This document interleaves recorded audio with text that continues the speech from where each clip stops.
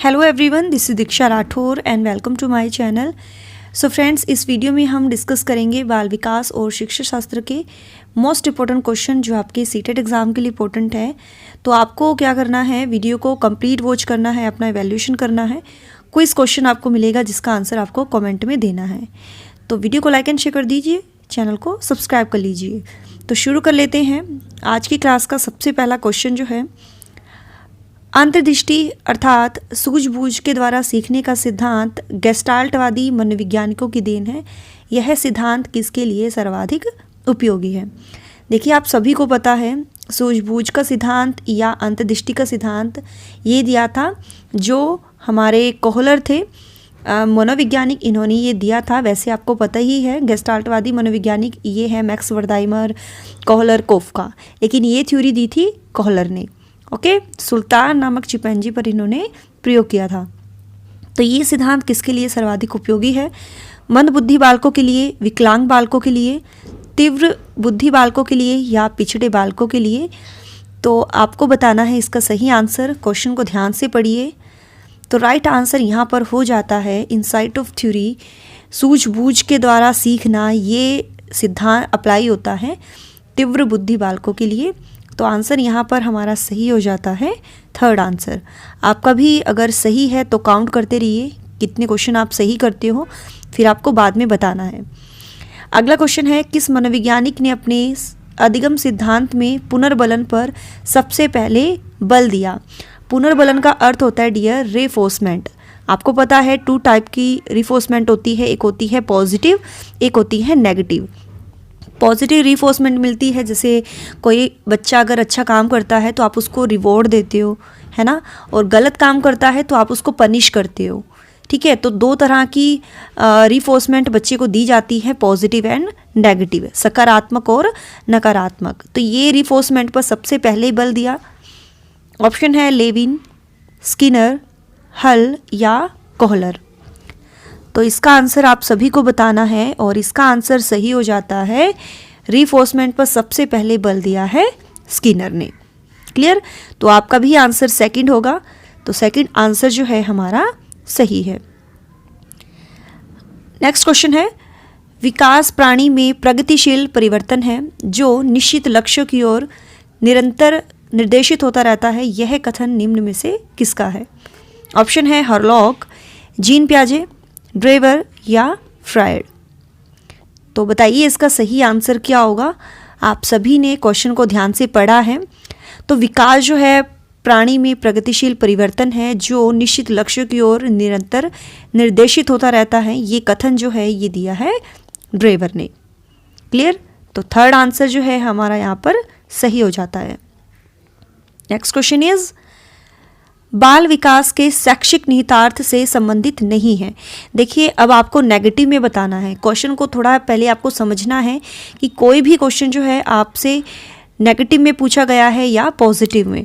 तो नेगेटिव में हमें बताना है विद्यालय तथा समुदाय को जोड़ना, प्रातःकालीन विद्यालयी सभाओं को संबोधित करना, विद्यालय के बाग की देखभाल करना या पिछड़े और गंदे क्षेत्रों में लोगों की सेवा के लिए न जाना। तो नेगेटिव में आपको बताना है, देखिए बाल विकास के शैक्षिक निहितार्थ से ये तो संबंधित है, विद्यालय तथा समुदाय को जोड़ना, और ये भी रिलेटेड है कि जो मॉर्निंग असेंबली होती है ना, उसमें संबोधित करना या विद्यालय के बाग की देखभाल करना, ये तो रिलेटेड है। लेकिन शैक्षिक निहितार्थ से संबंधित नहीं है कि पिछड़े और गंदे क्षेत्रों में लोगों की सेवा के लिए न जाना। तो ये गलत है अगर हम नहीं जाते हैं, क्योंकि ये भी एक पॉइंट होता है कि हमें जो है हमारे में सहानुभूति दूसरों लोगों के प्रति होनी चाहिए। पिछड़े और गंदे क्षेत्रों में भी जो है उनकी सेवा, लोगों की सेवा करना जो है एक हमारा जो है हमारा एक काम होता है ना, हमारी ये सेवा है कि हम उस एरिया पर जाएं और लोगों की सेवा करें। लेकिन यहाँ पर नहीं लिखा है कि लोगों की सेवा के लिए न जाना, तो ये रिलेटेड नहीं है। तो दैट्स वाई यहाँ पर आंसर सही हो जाता है फोर्थ आंसर। क्लियर? प्राथमिक स्तर पर एक अच्छे शिक्षक में सबसे महत्वपूर्ण विशेषता है, प्राइमरी लेवल की बात यहाँ पर है, एक अच्छे शिक्षक में सबसे महत्वपूर्ण विशेषता कौन सी है? पढ़ाने की उत्सुकता, धैर्य और दृढ़ता, विषयों के ज्ञान में दक्षता, या शिक्षण पद्धतियों के ज्ञान की दक्षता। तो प्राइमरी लेवल पर बच्चे आपको पता है छोटे होते हैं, उनको कई चीज़ें जो है बार बार समझाने पर जो है उनको समझ में आती है ना। तो एक टीचर में पेशेंस होना चाहिए, धैर्य होना चाहिए, क्योंकि बच्चों को सिखाते समय जो है हमें धैर्य रखना चाहिए, क्योंकि एकदम से बच्चे नहीं सीखते हैं, है ना। क्यूरियोसिटी तो होनी चाहिए, सही बात है, और विषयों का ज्ञान भी होना चाहिए, ठीक है, ये भी सही है, और उसको अपने टीचिंग मेथड की भी नॉलेज होनी चाहिए अच्छे टीचर को। लेकिन प्राइमरी लेवल की बात यहाँ पर है, तो एक टीचर में, प्राइमरी लेवल के टीचर में धैर्य और दृढ़ता होना बहुत ज़रूरी है। क्लियर? तो आंसर यहाँ पर एग्जैक्ट आंसर सही होगा second answer. Next question is, एक अच्छे शिक्षक के रूप में व्यक्ति को बुद्धि परीक्षण के परिणाम जानने के बाद निम्नलिखित में से किस व्यवहार से बचना चाहिए? परिणाम के आधार पर सुधार के लिए परामर्श देना, परिणाम के आधार पर कम बुद्धि वाले बच्चों का चयन कर उन्हें कठिन कार्य से रोकना, बुद्धि परीक्षण का उपयोग अनुसंधान में बच्चों का व्यापक सहयोग लेने के लिए करना, या शिक्षक को बुद्धि परीक्षण के परिणाम के आधार पर कोई भी कार्य नहीं करना चाहिए। तो क्वेश्चन को थोड़ा समझिए। एक अच्छे शिक्षक के रूप में अगर आप क्या करते हो, व्यक्ति का इंटेलिजेंट टेस्ट करते हो और उसका रिजल्ट आप जान लेते हो, तो उसके बाद जो है क्या हमें नहीं करना चाहिए, ठीक है। तो आपको क्वेश्चन ध्यान से पढ़ना है। तो आपको पता है जब आप एक व्यक्ति का इंटेलिजेंट टेस्ट लेते हो, तो जो भी उसमें कमी होती है या जो भी आप रिजल्ट होता है उसके बेस पर उसको तो परामर्श देना चाहिए, है ना। तो ये तो बिल्कुल सही है। और क्या करना चाहिए हमें इंटेलिजेंट टेस्ट का उपयोग जो है अनुसंधान में बच्चों का व्यापक सहयोग, कि बच्चों का हमें जो है हम ज़्यादा से ज़्यादा सपोर्ट ले सके बच्चों की, तो इसके लिए भी हमें करना चाहिए, है ना। तो और हमें क्या करना चाहिए, शिक्षक को बुद्धि परीक्षण के आधार पर कोई भी कार्य जो है नहीं करना चाहिए, ऐसा भी नहीं है, ठीक है, ये भी बिल्कुल सही है।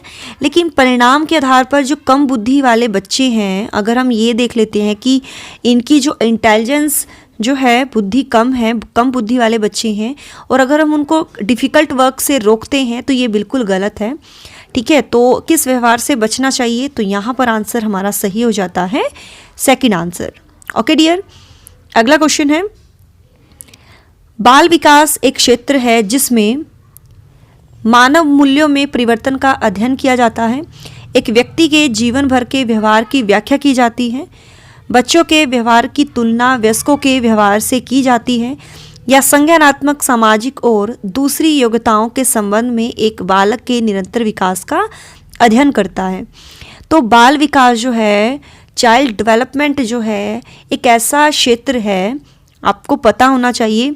ऐसा भी नहीं है कि उसकी जो वैल्यूज़ है उसका अध्ययन किया जाता है, या उसके जीवन भर की व्यवहार की व्याख्या की जाती है, या बच्चों का जो व्यवहार है उसकी कंपैरिजन वयस्कों के व्यवहार से की जाती है, बल्कि इसमें क्या किया जाता है, संज्ञानात्मक, सामाजिक और दूसरी योग्यताओं के संबंध में, है ना, कि बच्चे की कितनी नॉलेज है ना, बच्चे ने कितना सीखा है, ये तो हो गया आपका संज्ञान, ठीक है, बच्चा किस तरह से सीखता है, ठीक है, और किस तरह से वो समाज में एडजस्ट करता है, सामाजिक और दूसरी योग्यताएं, उसकी जो कैपेबिलिटी है, क्लियर डियर, उसके संबंध में बच्चे के निरंतर विकास का, कि मतलब किस तरह से बच्चे में कंटिन्यू डेवलपमेंट हो रहा है, उसका ये अध्ययन करता है, जिसमें सभी डेवलपमेंट आते हैं। सोशल डेवलपमेंट हो गया, मेंटल डेवलपमेंट हो गया, कॉग्निटिव डेवलपमेंट, है ना। तो ये सभी डेवलपमेंट एक बाल विकास में ये आते हैं। तो आंसर यहाँ पर सही हो जाता है हमारा फोर्थ आंसर। अगला क्वेश्चन है, प्रगतिशील शिक्षा मतलब प्रोग्रेसिव एजुकेशन के अंतर्गत शिक्षा में किन दो तत्वों को विशेष महत्वपूर्ण माना जाता है? रुचि और प्रयास, आवश्यकता एवं अभिप्रेरण, व्यक्तिगत विभिन्नता एवं रुचि, या इनमें से कोई नहीं। तो प्रोग्रेसिव एजुकेशन जो है, ठीक है डियर, तो आपको पता है कि किस तरह से बच्चे प्रगति कर सके, दैट्स वाई जो है इस शिक्षा का नाम रखा गया है प्रगतिशील शिक्षा, प्रोग्रेसिव एजुकेशन। क्लियर? तो किस तरह से बच्चे जो हैं प्रगति कर सकते हैं। देखिए आप सभी को पता है इंडिविजुअल डिफरेंसेस तो होना, ये तो चलो स्वाभाविक है ही, ठीक है। आवश्यकता भी मतलब इनके लिए इंपॉर्टेंट होती है ना। अभिप्रेरण जो मोटिवेशन होता है वो भी ज़रूरी है। लेकिन प्रगतिशील शिक्षा के अंतर्गत शिक्षा में किन 2 तत्वों को विशेष माना गया है? एक बच्चा कब इसमें प्रोग्रेस कर सकता है? जब एक बच्चे की उसमें रुचि होगी। विदाउट इंटरेस्ट बच्चा कुछ भी नहीं सीख सकता। अगर आपकी रुचि है सिलाई करने में, ठीक है, डांस में या किसी भी प्रोफेशन में आप लगा लो, आपकी रुचि होगी कि आपको टीचर बनना है, ठीक है, तभी आप उसमें सक्सेस होगे, क्योंकि विदाउट इंटरेस्ट आप कोई भी कार्य नहीं कर सकते।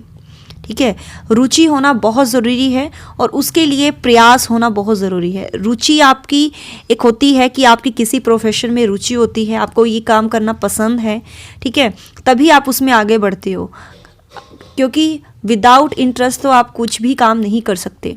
अगर मेरा पढ़ाई में मन है तो मैं पढ़ूंगी, विदाउट इंटरेस्ट तो मेरा बिल्कुल भी मन नहीं लगेगा पढ़ाई में। ऐसे ही आपको टीचिंग करना पसंद है, आपकी रुचि है टीचिंग में, तो ही आप जो है ये टेट जो है क्वालिफाई कर सकोगे। Clear dear? तो रुचि और प्रयास जो है ये 2 महत्वपूर्ण हैं जो एक बच्चे की प्रोग्रेस करने में इम्पोर्टेंट रोल अदा करते हैं। ठीक है, तो रुचि और प्रयास। नेक्स्ट क्वेश्चन है, आप अपनी कक्षा के बच्चों का सामाजिक, शारीरिक व संवेगात्मक विकास करना चाहते हैं तो निम्न में से आप किसका चुनाव करेंगे? ऑप्शन है, आप कक्षा को बंद कर सभी बच्चों को उनके घर भेज देंगे, बच्चों को विभिन्न प्रकार की खेल प्रक्रिया सिखाएंगे, बच्चों को कक्षा में चुपचाप बैठकर पढ़ने को कहेंगे तथा साथ ही आप भी चुपचाप बैठ जाएंगे, या कक्षा में की जाने वाली दैनिक गतिविधियों को बंद करा देंगे। तो क्वेश्चन को थोड़ा समझिए। आप अपनी कक्षा के बच्चों का सामाजिक, शारीरिक व संवेगात्मक मतलब social, physical and emotional development करना चाहते हैं, तो किससे हो सकता है? कौन सी मतलब किस कथन से आपको ये लगेगा कि बच्चे का जो है सामाजिक, शारीरिक और संवेगात्मक विकास हो रहा है?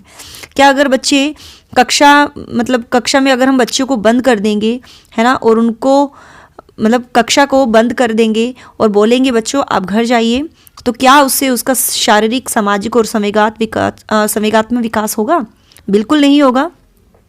या हम उनको बोलेंगे आप चुपचाप बैठिए और पढ़िए, साथ ही आप भी चुपचाप बैठ जाएंगे, तो क्या इससे ये डेवलपमेंट होंगे? या जो दैनिक गतिविधि हैं, जो डेली एक्टिविटीज़ होती हैं, आप उसको ही बंद करा दोगे, तो क्या इससे बच्चों का सोशल, इमोशनल या कह सकते हैं हम फिजिकल डेवलपमेंट होगा? नहीं ना। हम अगर बच्चों को डिफरेंट टाइप्स की जो हमारी खेल प्रक्रियाएं हैं कि किस तरह से किस खेल को खेला जाता है, ठीक है, अगर हम बच्चों को डिफरेंट एक्टिविटीज़ कराएंगे, ठीक है, तो बच्चे का सोशल डेवलपमेंट तो होगा ही, साथ में वो फिजिकली फिट होंगे, फिजिकली डेवलपमेंट होगा उनका, और संवेगात्मक विकास, क्योंकि एक खेल में बच्चे एक दूसरे के साथ इमोशनली कनेक्ट होते हैं, उनमें एकता की भावना होती है, सहयोग की भावना, परोपकार की भावना, या हम कह सकते हैं एक बलिदान की भावना, त्याग की भावना बच्चों में विकसित होती है। तो आंसर यहाँ पर सही हो जाता है सेकंड आंसर। क्लियर? तो क्वेश्चन को ध्यान से पढ़ा करें आप, फिर उसका आंसर कीजिए। और आप सभी से रिक्वेस्ट है एक बार वीडियो को लाइक कर दें, शेयर करें, और अगर आपको मेरी ये क्लासेस जो हैं पसंद आ रही हैं तो कमेंट में ज़रूर लिखिए। एक एक कमेंट आपका होना चाहिए कि आपको ये क्लास कैसी लग रही है, या मेरे पढ़ाने का जो तरीका है वो सही लग रहा है या नहीं। तो प्लीज़ अपने अपने जो भी कमेंट है मेरे लिए वो आप ज़रूर लिखिएगा। ओके, अगला क्वेश्चन है, विद्यालय का वातावरण उस उद्यान की भांति है, मतलब उस कह सकते हैं हम उपवन की भांति है, या उस बाग की भांति है जिसमें ऐसे वातावरण का निर्माण होता है जहां बालक की शक्तियों का स्वाभाविक विकास हो सके। यह मत किसका है? स्किनर, फ्रोबेल, रूसो या जीन पियाजे? तो आपको पता है विद्यालय का वातावरण उस बाग की भांति है, उस उद्यान की भांति है जिसमें ऐसे वातावरण का निर्माण करना है जहां पर बच्चे की जो पावर्स है उसका नेचुरली, स्वाभाविक विकास हो सके। तो ये जो दिया है डेफिनेशन, उद्यान की बात यहाँ पर अगर आई है तो ये जो थे फ्रोबेल, है ना, किंडरगार्टन पद्धति का इन्होंने प्रतिपादन किया है ना, किंडरगार्टन पद्धति का इन्होंने प्रतिपादन किया है। तो ये मत किसका है? फ्रोबेल का। Clear dear? तो यहाँ पर आंसर हमारा सही हो जाता है second answer. Okay, next question है, यदि आप एक शिक्षक हैं तो विशेष आवश्यकता वाले बच्चों की शिक्षा कैसे उपलब्ध कराएंगे? अन्य सामान्य बच्चों के साथ, विशेष विद्यालयों में विशेष बच्चों के लिए विकसित पद्धतियों द्वारा, या विशेष विद्यालयों में विशेष शिक्षिकाओं द्वारा। तो अगर आप एक शिक्षक हैं जो स्पेशल नीड वाले बच्चे होते हैं तो आप उनको कैसे शिक्षा प्रोवाइड कराओगे? क्या आप उनके लिए स्पेशल स्कूल खोलोगे, या आप उनके लिए अलग से टीचर रखोगे, या अलग से विद्यालय आप उनके लिए ओपन करवाओगे, या आप उनको अलग कर दोगे, अलग करके आप उसको पढ़ाओगे? तो ऐसा बिल्कुल नहीं करना है, क्योंकि स्पेशल नीड वाले बच्चों को फील नहीं कराना है कि आप स्पेशल हो और आपको स्पेशल अटेंशन देने की ज़रूरत है। हम विशेष विद्यालय में उनको शिक्षा नहीं प्रोवाइड कराएंगे, ना ही विशेष विद्यालय में विशेष बच्चों के लिए विकसित पद्धतियों द्वारा, ये भी बिल्कुल गलत है। विशेष विद्यालयों में विशेष शिक्षिकाओं द्वारा स्पेशल टीचर उनके लिए नहीं हमें प्रोवाइड कराना है, बल्कि हम अन्य सामान्य बच्चों के साथ, जो नॉर्मल बच्चों को हम जैसे पढ़ा रहे हैं, हम उनको स्पेशल नीड वाले बच्चों को हम ऐसे ही शिक्षा जो है प्रोवाइड कराएंगे। Clear dear? तो यहाँ पर आंसर हमारा जो है सही हो जाता है फर्स्ट आंसर। ओके, तो फर्स्ट आंसर जो है हमारा बिल्कुल सही है। नेक्स्ट क्वेश्चन इज, विकास के संबंध में निम्न में से क्या संबंधित नहीं है? ऑप्शन है कार्य क्षमता में वृद्धि, व्यवहार में परिवर्तन, व्यवहार एवं दृष्टिकोण में परिवर्तन, या आकार में परिवर्तन। तो विकास के संबंध में निम्न में से क्या संबंधित नहीं है? नेगेटिव में आपको बताना है। देखिए, विकास क्या होता है? जो आपकी कार्य करने की क्षमता जो होती है, अगर उसमें वृद्धि हो रही है तो इट मीन्स उसका जो है विकास हो रहा है। तो कार्य क्षमता, कार्य करने की क्षमता में ग्रोथ हो रही है, तो ये तो विकास का एक पॉइंट है।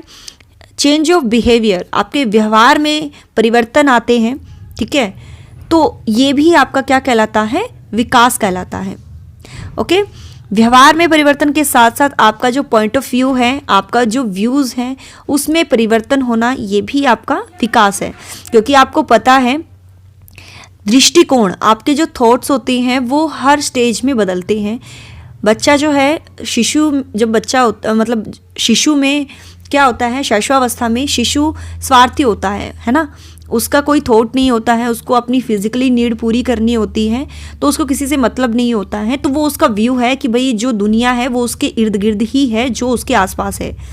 लेकिन बच्चा जब बाल्यावस्था से बाहर निकलता है, उसके पॉइंट ऑफ व्यू बढ़ते हैं, उसके थॉट्स अलग अलग होते हैं, तो उसमें चेंजेस आते हैं। शैशवावस्था में कुछ थॉट्स होते हैं उसके, बाल्यावस्था में कुछ और, किशोरावस्था में कुछ और, तो ऐसे ऐसे जो है उसके पॉइंट ऑफ व्यू में चेंजेस आते हैं। तो ये उसके डेवलपमेंट होते हैं।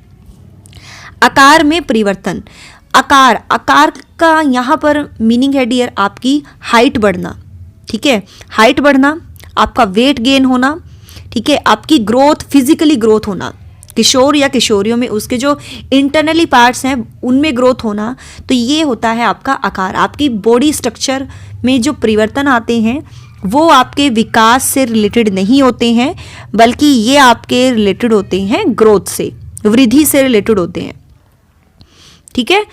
तो यहाँ पर आंसर हमारा जो नहीं में पूछा था वो है हमारा फोर्थ आंसर। फोर्थ आंसर जो है हमारा बिल्कुल सही है। नेक्स्ट क्वेश्चन है, शिक्षार्थियों में वैज्ञानिक सोच का विकास करने के लिए आवश्यक घटक हैं। ऑप्शन है शिक्षार्थियों के समक्ष छोटी छोटी समस्याएं रखी जाएं, शिक्षार्थियों के द्वारा किए गए संभावित समाधानों का परीक्षण करके, बच्चों को संभावित समाधानों के निर्माण हेतु प्रेरित करके, या शिक्षार्थियों को पारिवारिक समस्याओं को हल करने हेतु प्रयास करा के। तो यहाँ पर बात हुई है कि शिक्षार्थियों में वैज्ञानिक सोच का विकास करने के लिए, मतलब साइंटिफिक बच्चा सोचे, साइंटिफिकली बच्चा सोचे, वैज्ञानिक सोच उनमें विकसित करनी है, तो हम क्या करेंगे? तो इसके बारे में आप सभी को बताना है कि क्या इसका सही आंसर हो सकता है।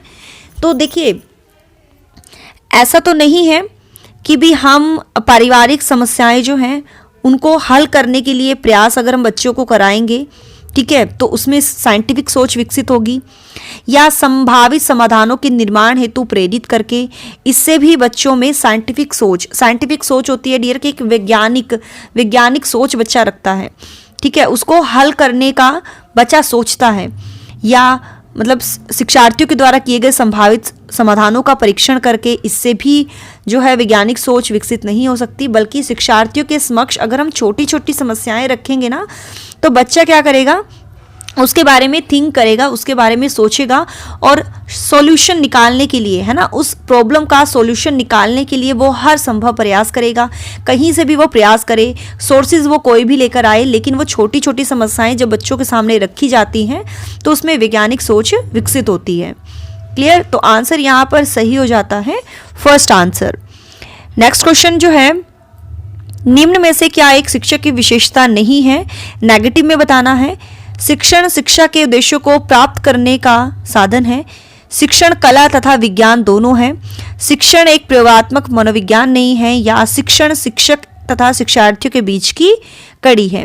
तो शिक्षक की जो विशेषता नहीं है, आपको पता ही है, आपका जो टीचिंग होता है इसका मेन उद्देश्य क्या होता है, टीचिंग क्या होता है, जब आप शिक्षा के उद्देश्यों को प्राप्त कर लेते हो। एजुकेशन के जो एम्स हैं, जो आप उसको प्राप्त करने के लिए जो भी आप पढ़ाते हो, वही तो आपका टीचिंग कहलाता है। तो टीचर ही पढ़ाता है ना, टीचर ही बच्चों को शिक्षा देता है, शिक्षा के उद्देश्यों को पूरा करता है, तो वो तो टीचिंग है। तो ये तो बिल्कुल सही है। आर्ट एंड साइंस दोनों हैं टीचिंग, ये भी बिल्कुल सही है। शिक्षण जो है शिक्षक तथा शिक्षार्थियों के बीच की कड़ी है, बिल्कुल सही है।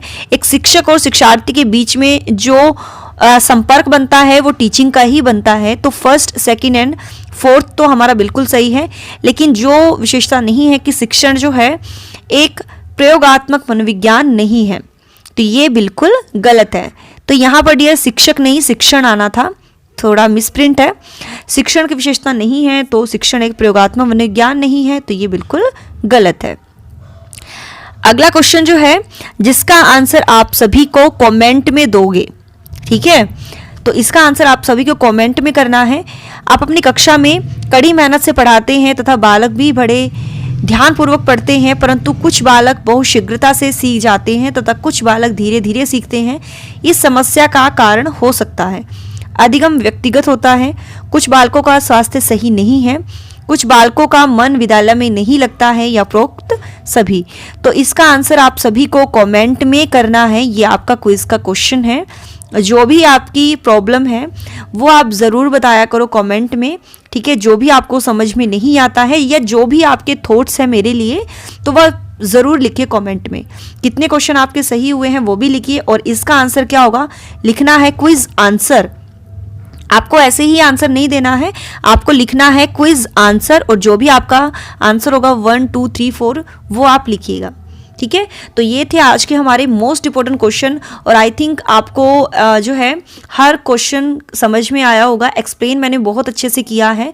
बाकी जो भी आपकी प्रॉब्लम्स होगी, ठीक है, उसको हर संभव कड़ी मेहनत से आपके लिए आपकी जो समस्याएं हैं उसको दूर किया जाएगा। So thanks for watching my video. Do like, share and subscribe my YouTube channel. Till then, bye bye. रब राखा। जय भोलेनाथ।